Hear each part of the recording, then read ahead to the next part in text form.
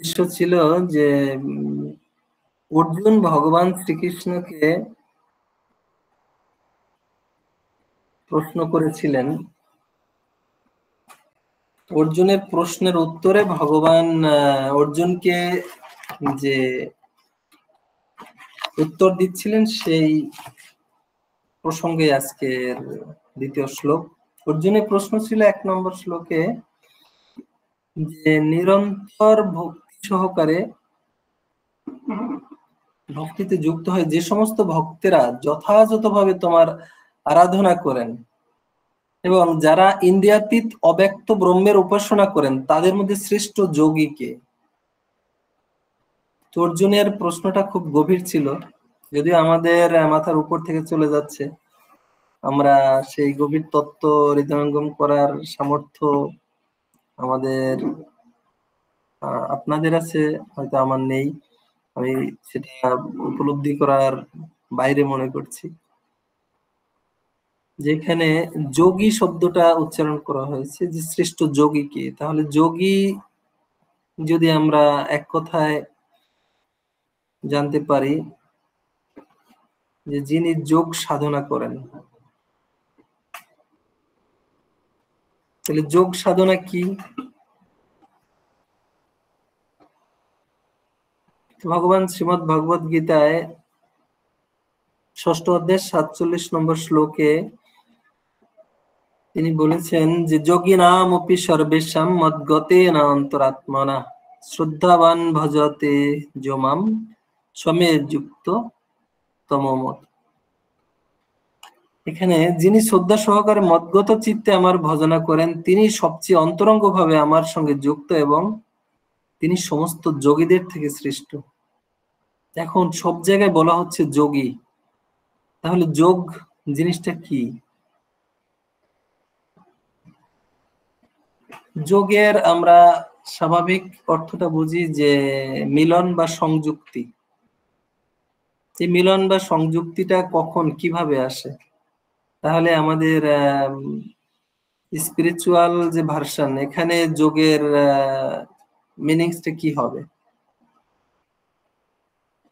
যে আমরা যোগ বলতে এখানে বুঝি যে ভগবানের সাথে আমাদের যে সংযুক্তি, আত্মার সাথে পরমাত্মার যে সংযুক্তি, সেটাকে এখানে যোগ হিসাবে বোঝানো হয়েছে। যিনি নিত্য ভগবানের সঙ্গে যুক্ত তিনিই যোগী। ভক্তি যোগী হচ্ছে সমস্ত যোগের মধ্যে শ্রেষ্ঠ। তো যিনি ভগবানের সেবায় যুক্ত থাকেন, নিত্য যিনি যুক্ত থাকেন, তাকেই বলা হয় যোগী। তাহলে কোন যোগী শ্রেষ্ঠ? কর্মযোগী না জ্ঞান যোগী না ভক্তি যোগী? যোগ তো অনেক প্রকার রয়েছে। তো ভগবান শ্রেষ্ঠ বলেছেন ভক্তি যোগকে। ভক্তি যোগই হচ্ছে সমস্ত যোগের মধ্যে শ্রেষ্ঠ। কর্মযোগেও পতিত হলে কর্মবন্ধন হয়, সেখান থেকে আবার ফিরে আসতে আমাদের অনেকটা সময় ব্যয় হয়। জ্ঞান যোগেও পতিত হলে অধঃপতন হয়ে যায়। জ্ঞান লাভ করে ভগবানকে লাভ করা সেটা অত্যন্ত কঠিন, বিশেষ করে কলিযুগে। জ্ঞান যোগ, কর্মযোগ বা অষ্টাঙ্গ যোগ, যত প্রকার যোগ রয়েছে সব প্রকার যোগ আমাদের কলির জীবের জন্য মানে সবচেয়ে কঠিন। কারণ যেখানে মনকে আমরা একনিষ্ঠ করতে পারি না কোনো সেবায়, সেখানে যোগ শব্দটা আমাদের জন্য একদম হাস্যকর হয়ে যায়। যেখানে মনকে আমরা কোনোভাবেই ভগবানের সেবায় যুক্ত করতে পারি না। আমরা যে ভাগবতম পাঠ করতে গেলে বা হরিনাম জপ করতে গেলে বা ভগবানের সেবা করতে গেলে আমরা মনকে সেই সেবার মধ্যে পূর্ণাঙ্গ রূপে আমরা স্থাপন করতে পারি না। মন খুব দ্রুত বেগে বাইরে চলে যায়। ভগবান কে অর্জুন বলছিলেন যে চঞ্চলা হি মন কৃষ্ণ, যে হে কৃষ্ণ আমার মন অত্যন্ত চঞ্চল। আমি বায়ুকে কন্ট্রোল করতে পারি কিন্তু আমার মনকে আমি কন্ট্রোল করতে পারি না। তো সেখানে কতটা আমাদেরকে সাবধানী হতে হবে, এবং এই কলিযুগে সবচেয়ে সহজ পথ, সবচেয়ে সরল পথ সে ভক্তি যোগ। কোন ব্যক্তি যদি মনকে পূর্ণ সরল ভাবে ভগবানের চরণে নিবেদন করেন, গুরুদেবের মাধ্যমে তিনি যে আশ্রয় গ্রহণ করেন এবং গুরুদেবের আদেশ অনুযায়ী খুব স্বাভাবিকভাবে সাধারণভাবে জীবনযাপন করার চেষ্টা করেন গুরু কৃষ্ণের আদেশ, বৈষ্ণবদের আদেশ অনুযায়ী, তাহলে সেটা হচ্ছে সবচেয়ে সরল পথ এই কলি যুগে আমাদের উদ্ধারের জন্য। কারণ এই ভক্তি যোগের কোনো ক্ষয় নেই এখানে। ভক্তি যোগ হচ্ছে শ্রেষ্ঠ। অজামিল ভক্তি যোগ পালন করেছিলেন, যাজন করেছিলেন অজামিল তার জীবনের শুরুতে। তিনি যদিও তার মধ্য জীবনে যৌবনে তিনি বিপদগ্রস্ত হয়েছিলেন এবং ভগবানই কিন্তু তাকে আবার উদ্ধার করেছিলেন, পুনরায় ভক্তে পরিণত করেছিলেন। ভক্তির বিকল্প কিছুই নেই। বিদুরের স্ত্রী সুলভা যখন ভগবান শ্রীকৃষ্ণ সেবা নিতে গিয়েছিলেন বিদুরের বাড়িতে, তখন বিদুরের স্ত্রী সুলভা তাকে মানে আপ্লুত হয়ে ভগবানকে সেবা দিচ্ছিলেন। তিনি কলা নিবেদন করেছিলেন ভগবানকে কলার খোসা ছাড়িয়ে কলা খেতে দিচ্ছেন, কিন্তু তিনি কলা না দিয়ে কলার খোসা ভগবানকে দিচ্ছিলেন, কলাগুলো মেঝেতে ফেলে দিচ্ছিলেন। তো ভগবান খুব আকৃষ্ট হয়ে, ভক্তের ভক্তিতে আকৃষ্ট হয়ে তিনি সেই কলার খোসা গ্রহণ করেছিলেন। এখানে যে ভগবান যে ভক্তের ভক্তিতে এখানে আবিষ্ট হয়ে যান, আর ভগবান ভক্তের কাছে অন্য কোনো কিছুই প্রত্যাশা করেন না, শুধুমাত্র ভক্তের ভক্তিটাই প্রত্যাশা করেন।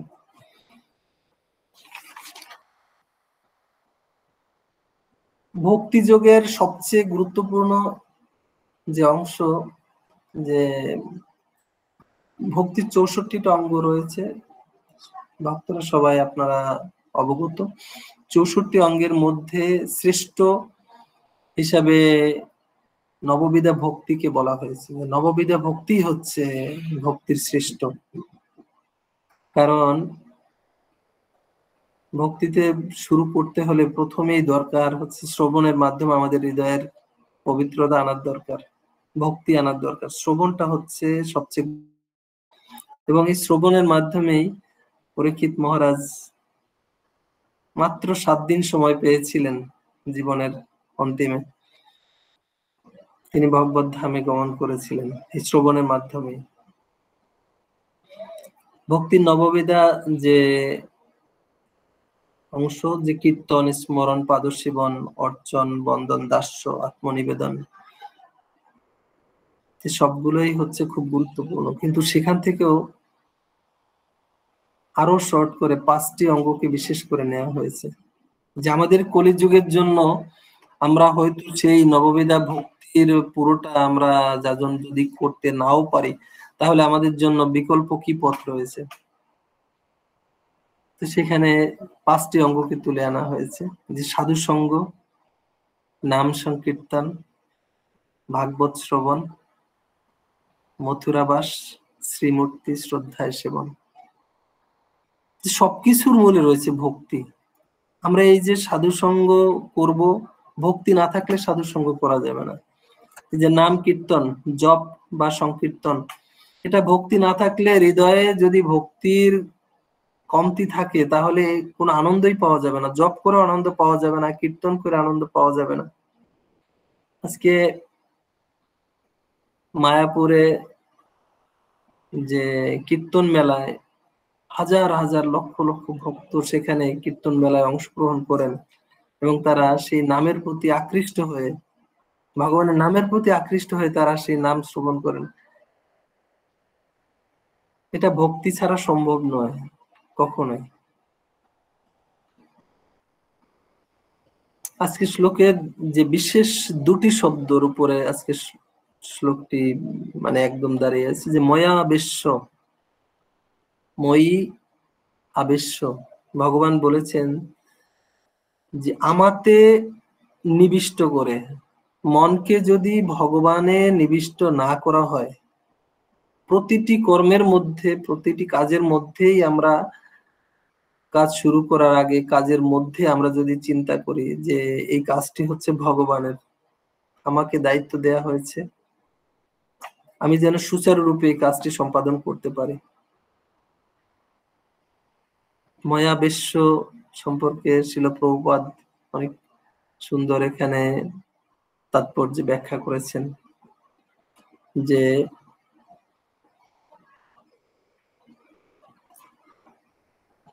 শ্রীকৃষ্ণের প্রীতি সাধনের জন্যই সবকিছু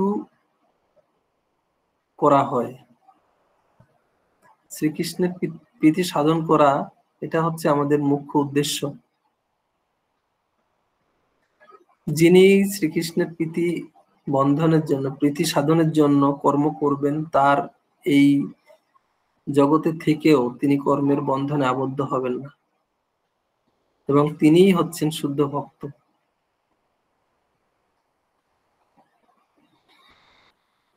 আরেকটি শব্দ হচ্ছে শ্রদ্ধয়া, যে শ্রদ্ধা সহকারে।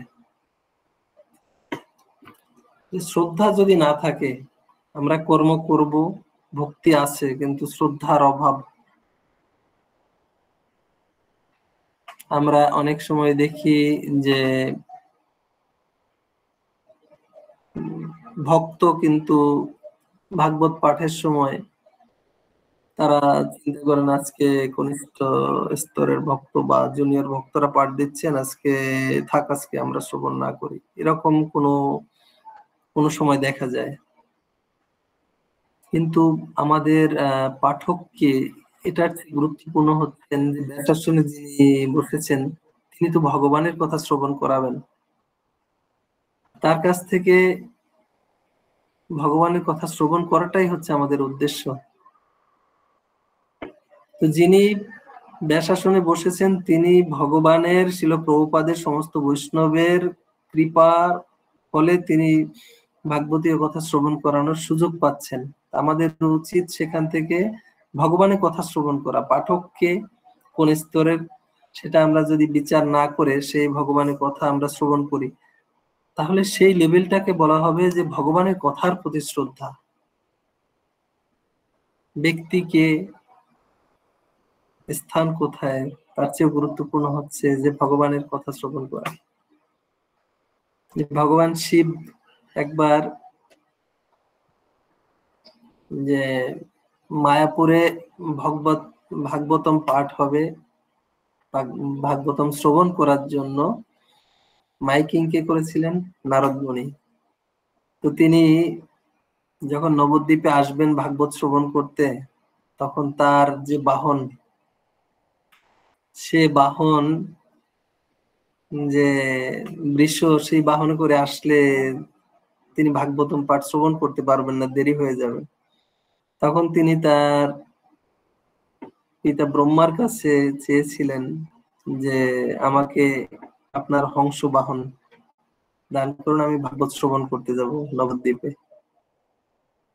তখন ব্রহ্মা তাকে হংস বাহন দিয়েছিলেন এবং তিনি এসে নবদ্বীপে ভাগবতম শ্রবণ করেছিলেন।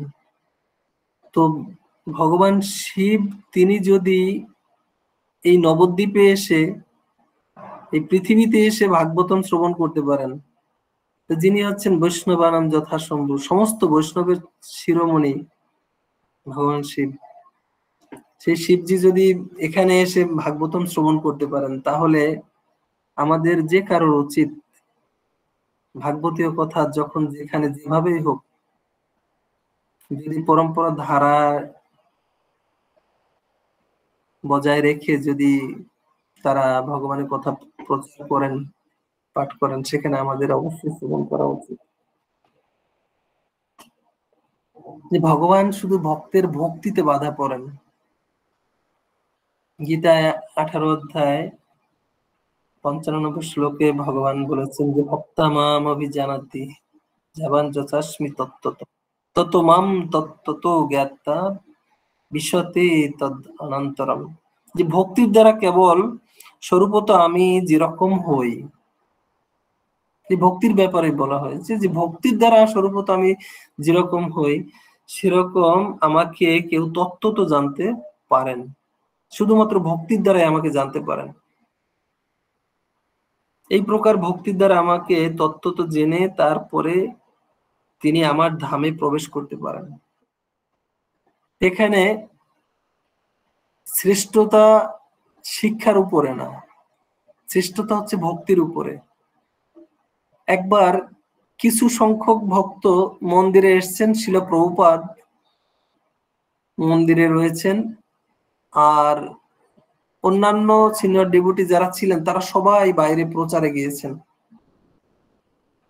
তো মন্দিরে আসার পরে শিল প্রভুপাদ জপ করছিলেন, তখন সেই যে আগমন করেছেন যারা যারা দর্শনার্থী যারা মন্দিরে এসেছেন, তারা ভগবানের কথা শ্রবণ করতে চাচ্ছেন, তাদেরকে বলা হচ্ছে যে আপনারা বসুন, ভগবানের কথা হবে। তখন বলছেন যে ভগবানের কথা কিভাবে বলবেন, যে শিল প্রভুপাদ তো জপ করছেন, তিনি কি এখন পাঠ দিবেন? তিনি পাঠ দিলে আমরা শুনবো। তো প্রভুপাদ একটু মনক্ষুণ্ণ হলেন, তো তিনি বললেন যে আপনারা বসুন সবাই। তো সবাই বসলেন ওখানে। একজন মন্দির ঝাড়ু দিচ্ছিলেন, একজন ভক্ত, একদম কনিষ্ঠ লেভেলে একজন ভক্ত মন্দির ঝাড়ু দিচ্ছিলেন। তো তাকে ডেকে বললেন, এই শোনো, তুমি স্নান করে তুমি রেডি হয়ে এসো। বলার সাথে সাথে সে আদেশ করা মাত্রই সেই ভক্তটা, প্রভুপাদ বলেছেন রেডি হয়ে আসতে, রেডি হয়ে আসছেন। বললেন যে প্রভুপাদ, আমি স্নান করে আমি আসমন করে তিলক করে এসেছি, আমার জন্য কি সেবা আছে বলুন। বললো তুমি এখন এখানে ভাগবতম পাঠ করবে।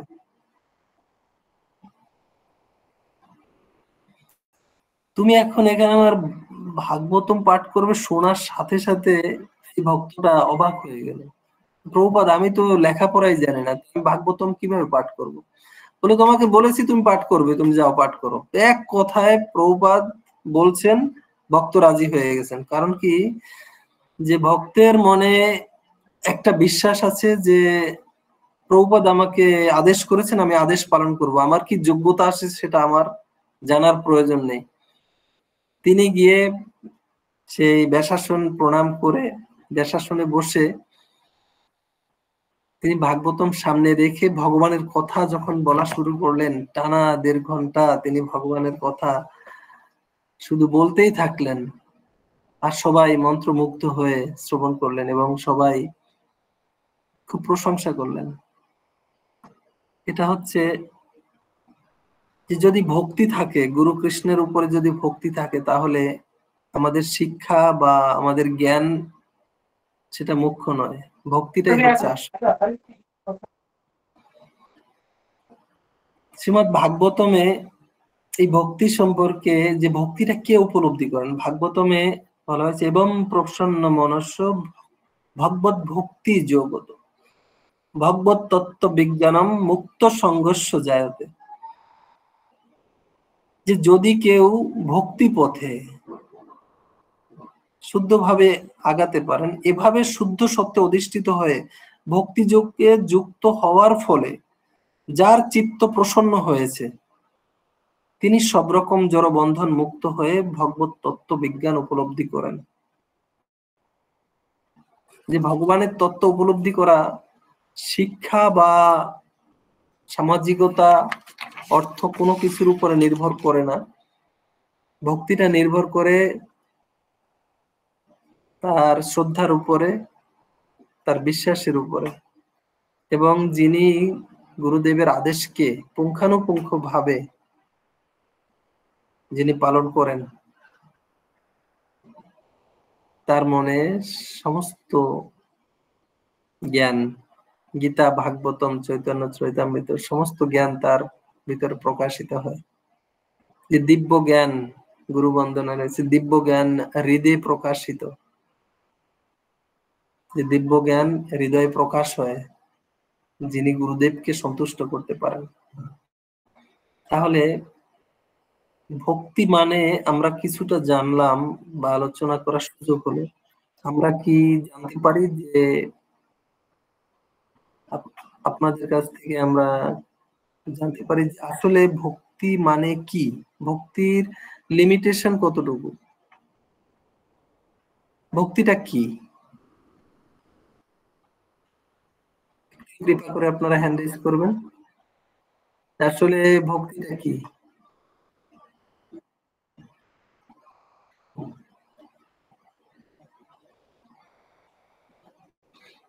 হরে কৃষ্ণ। ভক্তি যে আমরা করব, আমরা ভক্তি নিয়ে আলোচনা করছি, আসলে ভক্তিটা কি, ভক্তির বিষয়টা কি হবে?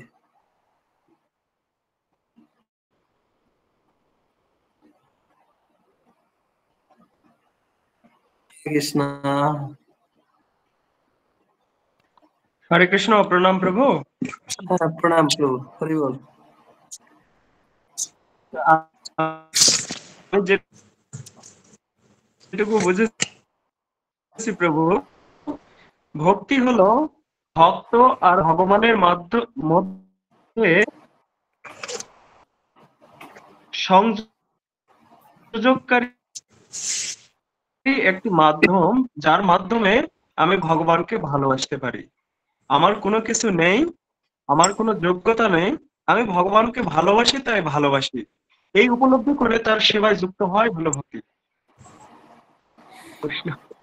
ধন্যবাদ প্রভু, হরি বল।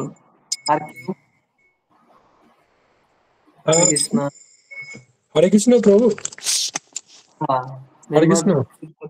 জন্য বাজার করা, সবজি বানানো, ফুল তোলা, বাসন মার্জন, মন্দির মার্জন, গ্রন্থ পাঠ, ভাগবতম শ্রবণ, নাম কীর্তন, জপ, অর্থ উপার্জন, ভগবানের সেবার জন্য আমরা গৃহস্থ জীবনে আছি। আমাদের অর্থ উপার্জন না করলে আমরা ভগবানের সেবায় কিভাবে সুন্দরভাবে অংশগ্রহণ করব? সর্বোপরি সময়কে সুচারুরূপে ব্যবহার করা, একটা সেকেন্ড যেন আমাদের অপচয় না হয়, সেরকম মনোযোগের সহিত যদি আমরা চলতে পারি, সেটাই হচ্ছে ভক্তি। যে প্রতিটা সেকেন্ড, গুরু মহারাজ বলছিলেন, ছিল জয় পতাকা স্বামী গুরু মহারাজ বলছিলেন যে আমাদের জীবনে যেন কখনো ফ্রি টাইম না আসে, ভক্তদের জীবনে কখনো যেন ফ্রি টাইম না আসে। যে আমার 16 মালা কমপ্লিট, আমার আজকে গ্রন্থ পাঠ কমপ্লিট, আমার সেবা কমপ্লিট, আমার একটা সেবা ছিল মন্দিরে, আমার সেবা কমপ্লিট, আমি এখন মুক্ত। এই মুক্ত সময়টা যেন ভক্তদের জীবনে কখনো না আসে। গুরু মহারাজের এই কথার যে ভাব অর্থ কতটা গভীর, যারা ভক্তিতে গভীরভাবে যুক্ত তারা এটা উপলব্ধি করতে পারেন। ভগবানের মন্দির স্বরূপ গৃহে ভগবান কর্তৃক প্রদত্ত ভক্তদের সেবা, যারা গৃহে বৈষ্ণব রয়েছেন, আমরা বৈষ্ণব সেবার জন্য বাইরে আমরা বৈষ্ণব খুঁজি, কিন্তু আমাদের গৃহে ভগবান প্রদত্ত যে বৈষ্ণব রয়েছেন তাদের সেবা করাটাও কিন্তু আমাদের একান্ত কর্তব্য। এটা হচ্ছে প্রথম বৈষ্ণব সেবা। এবং প্রতিটি বৈষ্ণবের সাথে, ভক্তের সাথে হাসি মুখে সম্ভাষণ করা, এটা হচ্ছে খুব গুরুত্বপূর্ণ। সে গৃহের ভক্ত হোক, বাইরের ভক্ত হোক, সবার সাথে। সর্বোপরি সমর্পণ হচ্ছে ভক্তির একদম নির্যাস। যে আমাদের হৃদয়ে যদি সমর্পণ না থাকে কৃষ্ণের প্রতি, গুরু কৃষ্ণের প্রতি আত্মনিবেদন যদি না থাকে, তাহলে সেই ভক্তির পূর্ণতা পায় না কখনোই। যে বলে দীক্ষা, গুরুদেবের কাছ থেকে দীক্ষা প্রাপ্ত করা। তো দীক্ষা লাভ মানে কি একটা মালা গ্রহণ, হরিনাম করা? দীক্ষা হচ্ছে আত্মসমর্পণ গুরুদেবের চরণে। আমরা যতটুকু আত্মসমর্পণ, যত পার্সেন্ট করতে পেরেছি, আমাদের দীক্ষা তত পার্সেন্ট সম্পন্ন হয়েছে। যদি আমরা 10% শরণাগত হই, আত্মসমর্পিত হই, তাহলে আমাদের দীক্ষা 10% হয়েছে। কারণ বৈষ্ণবকে খুব গুরুত্ব দেওয়া হয়েছে এখানে, যে আমরা কখনো যেন বৈষ্ণবের সেবা থেকে আমরা বঞ্চিত না হই, যে আমাদের সমস্ত সমর্পণ যেন গুরুদেবের চরণে থাকে। গুরুদেবের কাছে একমাত্র প্রার্থনা যে গুরুদেব, আমি যেন আপনার চরণে পূর্ণ সমর্পিত হতে পারি। যদি আমরা গুরুদেবের চরণে সমর্পিত হতে পারি, তাহলে সে গুরুদেব সেই সমর্পিত, সেই অর্ঘ্য ভগবানের চরণে অর্পণ করে দেন। এবং গুরু মহারাজ ছিল ভক্তি স্বরূপ স্বামী গুরু মহারাজ বলেছেন যে তোমরা যদি এই 4টি নিয়ম পালন করো, 16 মালা জপ করো, ভক্তিতে যুক্ত থাকো ইসকনের সাথে, তাহলে আমি তোমাদেরকে প্রভুপাদের কাছে পৌঁছে দেব। আর প্রভুপাদ বলেছেন যে তোমরা যদি ভক্তিতে যুক্ত থাকো, 16 মালা জপ, নাম কীর্তন, প্রসাদ গ্রহণ, 4টি নিয়ম পালন, তোমরা যদি সেই ভক্তিতে যুক্ত থাকো, তাহলে ভগবত ধামের সামনের দরজা না হোক, পিছনের দরজা দিয়ে হলেও আমি তোমাদেরকে ভগবানের কাছে পৌঁছে দেব, ভগবত ধামে পৌঁছে দেব। এটা হচ্ছে বিশ্বাস। এই বিশ্বাসের উপর ভিত্তি করে আজকে সারা বিশ্বে যে কোটি কোটি লোক, কোটি কোটি মানুষ ভক্তে পরিণত হচ্ছে এই বিশ্বাসের উপরে। তারা সবাই বিশ্বাস করেন যে আমরা অবশ্যই ভগবত ধামে যাব, সময় কম লাগুক বেশি লাগুক আমরা ভগবত ধামে যাবই। কারণ কি, গুরুদেব আমাদেরকে কথা দিয়েছেন, ছিল প্রভুপাদ আমাদেরকে কথা দিয়েছেন। তাই আমাদের সবচেয়ে গুরুত্বপূর্ণ বিষয় হচ্ছে আমরা যেন কখনো অপরাধ যুক্ত না হয়ে যাই, কোথাও কোন বৈষ্ণবের চরণে যেন কখনো আমরা অপরাধ না করি, নামের চরণে অপরাধ না করি।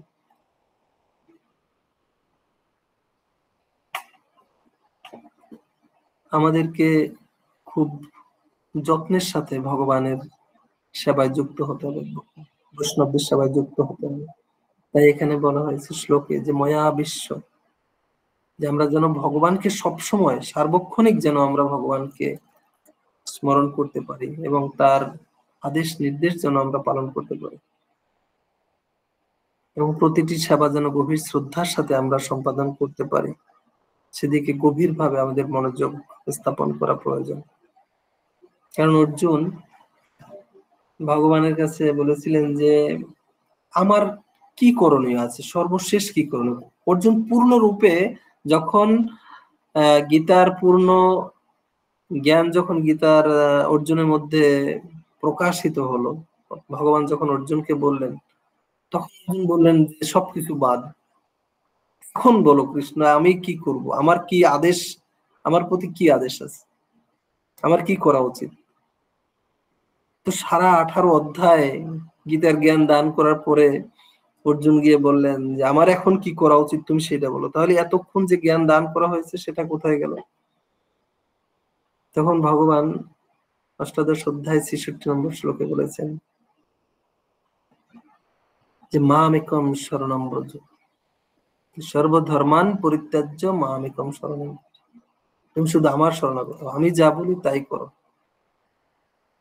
এবং অর্জুন সেই ভগবানের বাণী শ্রবণ করে তিনি কিন্তু এত লক্ষ লক্ষ কোটি কোটি প্রাণ তিনি নিয়েছেন, কখনো চিন্তাও করেননি। পাখির মতো গুলি মানে তীর দিয়ে মানুষ ওখানে সৈনিকদের হত্যা করেছেন, কিন্তু কখনো তিনি চিন্তা করেননি যে আর পাপ হবে কিনা।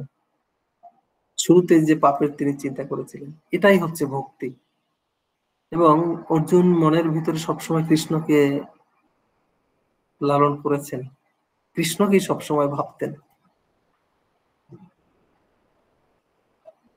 তো আজকের শ্লোকের যে বিশেষ শব্দ ময়া বিশ্ব, এর সবচেয়ে বড় প্রমাণ হচ্ছে অর্জুন, যে তিনি ভগবানকে কতটা আবিষ্ট করে রেখেছিলেন হৃদয়ে।